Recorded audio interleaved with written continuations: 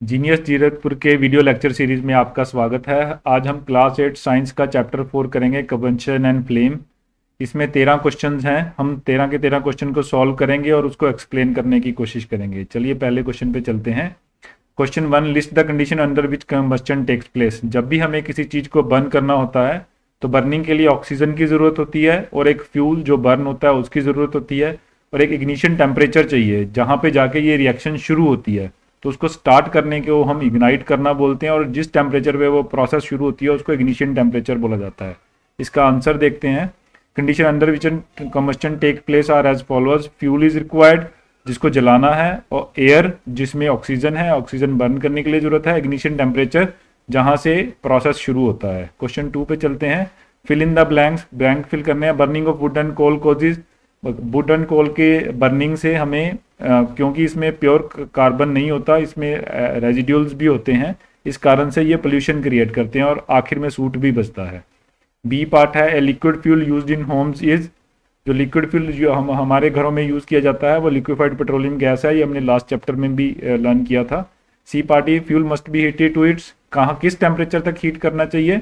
Ignition temperature तक। उसके बाद ये प्रोसेस अपने आप शुरू हो जाती है और सेल्फ सस्टेनिंग हो जाती है। तो इसका आंसर आ जाएगा ignition temperature. D part is, fire produced by oil can not be controlled by.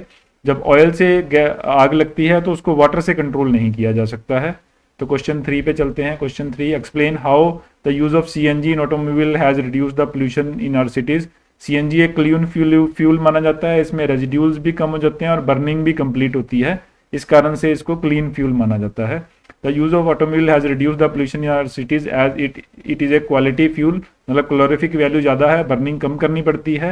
And some other has some other benefits, it gives out less carbon dioxide, carbon dioxide और carbon monoxide कम होती है। Sulphur nitrogen इसमें नहीं होती है, इस कारण से सल्फर डाइऑक्साइड और नाइट्रोजन डाइऑक्साइड भी नहीं होती है, which is beneficial as they play crucial role in global warming. तो जो ग्लोबल वार्मिंग से बचाता है और एसिड रेन से बचाता है। B part is, it leave behind no residue after consumption. तो जब भी ये कंबस्टन हो जाती है तो उसके बाद इसका कोई रेजिड्यू भी नहीं बचता है। क्वेश्चन 4 पे चलते हैं। Compare LPG with would. LPG हमें पता है क्लीन फ्यूल है, रेजिड्यू नहीं बचता है, लेकिन वुड क्लीन फ्यूल नहीं है क्योंकि उसमें आखिर में कुछ ऐश कंटेंट और रेजिड्यू बच जाता है। तो हम इसको एक एक करके पॉइंट देखते हैं। एलपीजी पॉइंट 1 है, it does not cause pollution on combustion, क्योंकि रेजिड्यू नहीं है और कंप्लीट बर्निंग होती है। वुड में it pollutes air at on its combustion. Point 2 है, एलपीजी में no smoke is produce, smoke नहीं होता है, स्मोक मतलब अनबर्न ब्लैक कार्बन। वुड में it produces smoke. Third point है, it is a liquid fuel, ये लिक्विड और गैस फ्यूल है, it is a solid fuel. Would जो है सॉलिड फ्यूल है। पॉइंट 4 है, it has more calorific value, पर केजी इसकी वैल्यू ज़्यादा होती है, 55 किलो जूल होती है, और वुड की जो कैलोरीफिक वैल्यू होती है वो 17,000 होती है। It has a calorific value of 17,000 kilo joule per kg. तो फिफ्थ पॉइंट है, it can easily be transported as it is stored in cylinder, liquid form में है, ट्रांसपोर्ट करना आसान है, कैलोरीफिक वैल्यू ज़्यादा है। 1 किलो फ्यूल कैरी करेंगे तो आपको 3 गुना वैल्यू मिलेगी। सेम केस वुड में, it can not be transported easily like LPG, LPG की तरह इसको ट्रांसपोर्ट नहीं किया जा सकता है। क्वेश्चन 5 पे चलते हैं। Give the reasons. A B C 3 question है, तीनों में हमने रीजन देना है, एक एक करके रीजन देते हैं। Water is not use to control fire involving electric equipment. Electric equipment की फायर में हम वाटर यूज नहीं करते हैं क्योंकि water itself by nature conductive होता है, तो जो यूज कर रहा है उसको प्रॉब्लम हो सकती है। तो ये part, since water is a good conductor of electricity, ये ध्यान रखना है, वाटर खुद बैड कंडक्टर होता है इलेक्ट्रिसिटी का, क्योंकि वाटर में बहुत सारे साल्ट मिक्स होते हैं। तो नॉर्मली जो वाटर हमारी डेली रूटीन में आता है वो कंडक्टिव होता है, otherwise water is a bad conductor of electricity. It result in electric shock to the person that try to extinguish the fire. B part देखते हैं। LPG is better domestic fuel than wood, क्योंकि LPG clean fuel है, residue नहीं बचता और calorific value ज़्यादा है। LPG better domestic fuel than wood because it does not produce gas nor it does leaves any kind of a residue. पर gas produce करने का मतलब है कि टॉक्सिक गैस प्रोड्यूस नहीं करता है। Moreover it has a more calorific value than wood, इसकी क्लोरिफिक वैल्यू भी ज़्यादा है। तीसरे पे चलते हैं। Paper by itself catches fire easily whereas a piece of paper wrapped around a aluminium pipe does not. हमें ये बताना है कि पेपर जल्दी क्यों पकड़ लेता है आग और एल्यूमिनियम क्यों नहीं पकड़ता है। As the ignition temperature is low, paper by itself catches fire easily, but a piece of paper wrapped around the aluminium does not catches fire easily as the heat being given get absorbed by the aluminium। aluminium जो है एक conductor है, जैसे ही आप paper को heat देने की कोशिश करेंगे वो हीट कंडक्ट करके बाहर निकाल देगा, जिस कारण से उसका इग्निशन टेम्परेचर रीच नहीं हो पाता है। इस कारण से अगर पेपर एल्यूमिनियम पे रैप है तो प्रॉब्लम आती है, उसको बर्न करने में मुश्किल होता है थोड़ा। क्वेश्चन 6 पे चलते हैं। Make a label diagram of candle flame.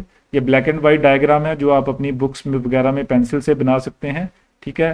Hottest part, moderate hottest part और लीस्ट हॉट पार्ट है, वैक्स की कैंडल बनाई गई है और इसको कलर्ड में हम ऐसे बना सकते हैं, तीनों पार्ट्स इसमें दिखाए गए हैं।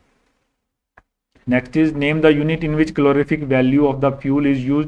जब भी किसी की यूनिट बताई जाती है कैलोरीफिक वैल्यू की तो वो पर केजी या पर वॉल्यूम के हिसाब से होती है। तो नॉर्मली जो ये है वो किलो जूल और पर केजी में। एनर्जी की यूनिट जो है जाउल है, जाउल एक बहुत छोटा यूनिट है तो हम किलो जूल में एक्सप्रेस करते हैं। तो unit in which calorific value of fuel is expressed is kilo joule per kg. तो बड़ा यूनिट लेने के लिए हम किलो जूल यूज करते हैं। पहले नॉन एसआई यूनिट में इसको कैलोरी में यूज किया जाता था। क्वेश्चन 8 पे चलते हैं। Explain how carbon dioxide is able to control the fire. Normally जो फायर एक्सटिंग्विशर हम घरों में या बिल्डिंग में यूज करते हैं उनमें कार्बन डाइऑक्साइड भरी होती है। तो कार्बन डाइऑक्साइड फायर को कैसे कंट्रोल करती है। CO is heavier than oxygen, weight ज़्यादा होता है, ऑक्सीजन ऊपर चली जाती है, CO2 नीचे आ जाती है। CO2 को आग नहीं लगती, ये एक स्टेबल कंपाउंड है। It forms a blanket around the fire, because of it the supply of air is stopped. So man overheats bring down the temperature of the burning substance, and in these ways it may play a significant role in controlling fire. दो तरीके से control हो जाएगा। एक oxygen की supply cut हो जाएगी, जैसे ऑक्सीजन की सप्लाई कट होगी टेम्परेचर गिरना शुरू हो जाएगा क्योंकि बर्निंग की प्रोसेस स्लो हो जाएगा। क्वेश्चन 9 पे चलते हैं। It is difficult to burn a heap of green leaves but dry leaves catch fire easily. Explain. हमें पता है जो ग्रीन लीव्स हैं उनमें वाटर कंटेंट रहता है, तो जब भी हम ड्राई लीव्स को आग लगाते हैं तो पूरे के पूरी आग सिस्टम को हीट करने के लिए यूज़ की जाती है। लेकिन ग्रीन लीव्स में पानी होने के कारण पानी स्टीम में बदलता है तो टेम्परेचर बार बार नीचे गिरना शुरू हो जाता है, जिस कारण से ग्रीन लीव्स को आग लगाने में प्रॉब्लम होती है। एक बार इसका आंसर देख लेते हैं। The green leaves hold some amount of water so its ignition temperature get increase and it does not burn easily. On the other hand dry leaves are waterless so they can catch fire easily having a low ignition temperature. Ignition temperature लगभग दोनों का बराबर ही रहता है लेकिन maintain करना आसान हो जाता है ड्राई लीव्स में। Next is question 10। Which zone of flame does a gold Smith use for melting the gold and silver. NCERT की बुक के हिसाब से ये आउटर मोस्ट जोन यूज करते हैं which is non luminous to melt the gold and silver. It is the hottest zone of the flame having more temperature. Question 11 है। In the experiment 4.5 kg of fuel was completely burn. 4.5 kilo fuel हमने burn किया है। The heat produced is measured as 1,80,000 kilo joules. Calculate the calorific value in kilo joule per kg. तो हमने क्या करना है, kilo joule को ऊपर रख के जितना वेट है उससे डिवाइड कर देना है तो हमें किलो जूल पर केजी का आंसर मिल जाएगा। तो हम एक बार करके देखते हैं। पर केजी फ्यूल में निकालना है तो 4.5 की वैल्यू 1,80,000 है। तो heat produced by 1 kg is 1,80,000 divided by 4.5, तो 40,000 आपका आंसर आ गया। So hence the calorific value of the fuel is 40,000 kilo joule per kg. 12th question पे चलते हैं। Can the process of rusting be called combustion. हमें पता है कम्बशन प्रोसेस है जो ऑक्सीडेशन प्रोसेस होता है। तो एयर से ऑक्सीजन लेके हम किसी भी फ्यूल को बर्न करते हैं और सेम थिंग रस्टिंग में होती है। रस्टिंग में भी ऑक्साइड बनते हैं लेकिन रस्टिंग का टाइम बहुत ज़्यादा लगता है तो हम इसे स्लो कंजप्शन बोल सकते हैं। The process of rusting emits heats during the formation of its oxide, so we can call the process as rusting as a slow combustion. Very slow combustion होता है, कम्बशन प्रोसेस काफ़ी fast process है। Question 13 पे चलते हैं। एदिया and Ramesh were doing an experiment in which water was to be heated in a beaker. A kept the beaker near the wick in the yellow part of the candle.